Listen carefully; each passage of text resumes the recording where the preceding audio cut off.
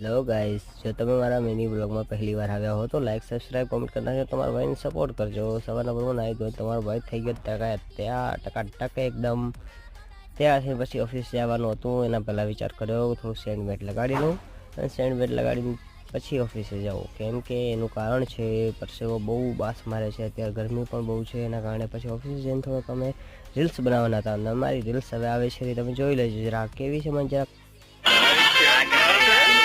चश्मे में एकदम हीरो लग रहा हूँ ना मैं।